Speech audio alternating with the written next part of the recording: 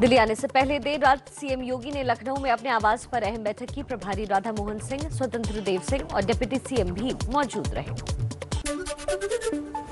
योगी आदित्यनाथ रविवार सुबह 10:30 बजे गाजियाबाद के हिंडन एयरबेस पर पहुंचेंगे।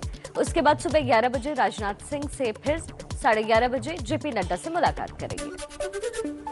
आयुष मंत्रालय के तहत मोरारजी देसाई राष्ट्रीय योग संस्थान आज करेगा योग महोत्सव 2022 का आयोजन।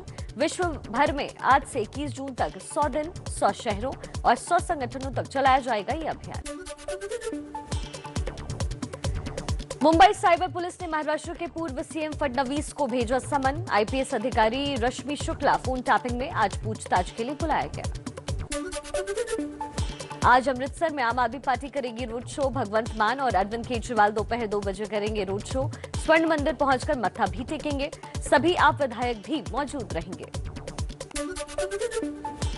सोनिया गांधी ने आज शाम 4 बजे कांग्रेस वर्किंग कमेटी की अहम बैठक बुलाई। 5 राज्यों में कांग्रेस की हुई करारी हार को लेकर होगा मंथन। सोनिया गांधी ने आज सुबह 10:30 बजे बुलाई है कांग्रेस संसदीय दल की भी बैठक।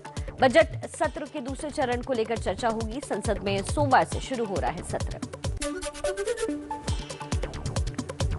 पीएम मोदी ने गुजरात दौरे के दूसरे दिन रोड शो किया। रास्ते के दोनों तरफ लोगों की भारी भीड़ नजर आई। पीएम को देखने के लिए एकजुट हुए लोग। पीएम ने लोगों का किया अभिवादन। गुजरात दौरे के दूसरे दिन पीएम मोदी ने किया रक्षा यूनिवर्सिटी के नए परिसर का उद्घाटन। कहा, रक्षा विश्वविद्यालय देश का गहना। रक्षा क्षेत्र में चुनौतियों के हिसाब से काम जरूरी। गुजरात के गांधीनगर में पीएम मोदी ने किया भव्य रोड शो। मोदी के स्वागत में उमड़ा जन सैलाब। कल अहमदाबाद में किया था रोड शो। गृह मंत्री अमित शाह ने अहमदाबाद में दांडी साइकिल यात्रा को झंडी दिखाकर रवाना किया। दांडी यात्रा के 92 साल पूरे होने पर आयोजन किया गया। विधानसभा चुनाव से पहले अहमदाबाद में जारी आरएसएस की अहम बैठक। 3 दिवसीय बैठक का आज आखिरी दिन। अगले 5 साल में 1.5 लाख युवाओं को संघ से जोड़ने का लक्ष्य। 20 मार्च के बाद हो सकता है यूपी में शपथ ग्रहण। सूत्रों के मुताबिक यूपी में 4 डिप्टी सीएम बनाए जा सकते हैं। पंकज सिंह और दयाशंकर सिंह योगी सरकार में बनाए जा सकते हैं मंत्री। नोएडा के विधायक हैं पंकज सिंह। वहीं दयाशंकर सिंह बलिया से पहली बार जीते। असीम अरुण का भी मंत्री बनना संभव। यूपी में बनाए जा सकते हैं 4 डिप्टी सीएम। डिप्टी सीएम की रेस में केशव प्रसाद मौर्य, बेबी रानी मौर्य, ब्रजेश पाठक और बीजेपी प्रदेश अध्यक्ष स्वतंत्र देव सिंह के नाम की चर्चा। दिनेश शर्मा की छुट्टी हो सकती है। एसपी अध्यक्ष अखिलेश यादव ने पार्टी के विधायकों की अहम बैठक बुलाई। 21 मार्च को होगी बैठक। नए विधायकों के साथ आगे की रणनीति पर चर्चा होगी। चुनाव में मिली हार पर शिवपाल यादव का बयान। बोले, गलती हुई, संगठन का पूरा उपयोग नहीं कर पाए। बीजेपी पर लगाया पैसे बांटने का आरोप।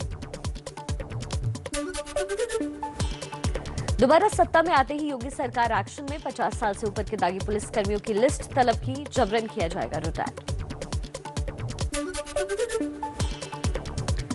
योगी सरकार गन्ना किसानों के भुगतान को लेकर भी बड़ा फैसला ले सकती है। गन्ना किसानों को भुगतान में अगर 14 दिन से ज्यादा का वक्त लगता है तो ब्याज देने के फैसले पर भी मुहर लगाई जा सकती है। पंजाब के भावी सीएम भगवंत मान ने की राज्यपाल से मुलाकात। सरकार बनाने का दावा पेश किया। 16 मार्च को दोपहर 12:30 बजे शपथ लेंगे भगवंत मान। राजभवन की जगह भगत सिंह के गांव खटकर कला में शपथ होंगे। पंजाब में कांग्रेस की करारी हार के बाद वरिष्ठ नेता सुनील जाखड़ एबीपी न्यूज पर बोले, चन्नी की जगह सिद्धू को सीएम का चेहरा बनाना चाहिए था। हरीश रावत की हार पर बोले, भगवान ने न्याय किया। पंजाब के सीएम दफ्तर में नया प्रधान सचिव नियुक्त। वेणु प्रसाद को प्रधान सचिव नियुक्त किया गया। भगवंत मान के सीएम बनने से पहले नियुक्ति की गई। अब हिमाचल प्रदेश में नगर निगम और विधानसभा चुनाव लड़ेगी आम आदमी पार्टी। शिमला में निकाली पदयात्रा। दिल्ली सरकार के स्वास्थ्य मंत्री सत्येंद्र जैन मौजूद रहे।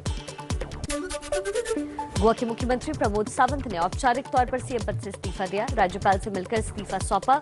गोवा के कार्यवाहक मुख्यमंत्री बने रहेंगे प्रमोद सावंत। आइए कुछ और खबरें देखते हैं तेज रफ्तार के साथ।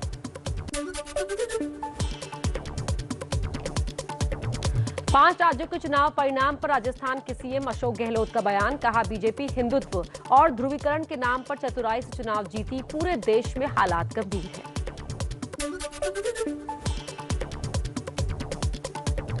पंजाब में पूर्व मंत्रियों, पूर्व विधायकों और कई वीवीआईपी समेत 122 लोगों की सुरक्षा ली गई वापस। भगवंत मान का बयान, कुछ लोगों की सुरक्षा से ज्यादा पंजाब की सुरक्षा महत्वपूर्ण।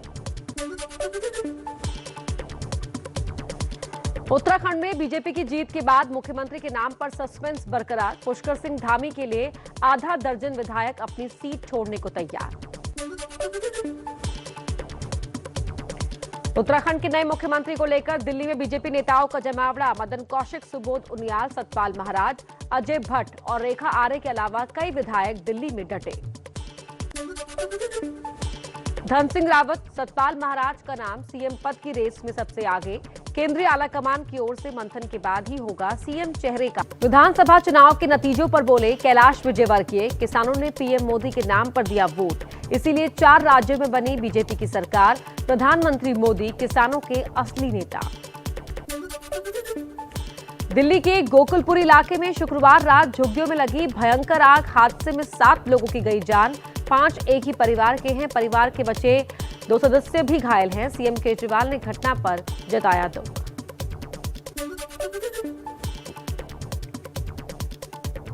गोकुलपुरी हादसे के पीड़ितों से मिले मुख्यमंत्री केजरीवाल, मुआवजे का किया ऐलान। पीड़ितों के परिवार वालों को 10 लाख, बच्चों की मौत पर 5 लाख और जिनकी झुग्गियां जली उन्हें 25,000 रुपए का मुआवजा। कोलकाता में भीषण आग का भयानक मंजर। टेंगरा इलाके में चमड़े के गोदाम में लगी भयानक आग। जबलपुर में बाल बाल बची एयर इंडिया के यात्रियों की जान। दिल्ली से जबलपुर पहुंची फ्लाइट लैंडिंग के दौरान रनवे से फिसलकर मुरम में धंसी। किन्नौर के सुसाइड पॉइंट पर सेल्फी लेने के चक्कर में गई जान। पैर फिसलने से महिला गहरी खाई में गिरी। कोलकाता से घूमने आया था परिवार। कड़ी मशक्कत के बाद शव को निकाला गया। ईपीएफ की ब्याज दर में गिरावट। 2021-22 के लिए ईपीएफ की ब्याज दर घटाकर 8.1% कर दी गई। 2020-21 में यह दर 8.5% थी। करीब 5 करोड़ लोग ईपीएफओ के मेंबर्स हैं। रूस और यूक्रेन के बीच युद्ध 18वें दिन भी जारी। रूसी सेना की कीव की तरफ बढ़ी। हवाई हमले किए तेज। बमबारी के लिए दिन भर में औसतन 200 उड़ान भरते हैं रूसी पायलट। यूक्रेन के कीव इलाके में रूसी सेना के हेलीकॉप्टर तैनात। युद्ध में लगातार ये हेलीकॉप्टर कई ठिकानों को निशाना बना रहे हैं। रूसी सेना के 52 हेलीकॉप्टर की ताजा तस्वीरें सामने आई हैं। कीव के बाहरी इलाकों में रूसी सेना का तांडव जारी। हवाई हमले में तबाह हुए कई शहर, कई मलबे की तो कहीं खंडहर हुई इमारतों की तस्वीरें सामने आई। रूस ने टैंक और तोपों के जरिए रिहायशी इलाकों पर गोले बरसाए। यूक्रेन में अब तक 810 मिसाइल दागी। रूसी बमबारी से बर्बाद हुआ खार्किव। पीछे छूटे हैं तबाही के निशान।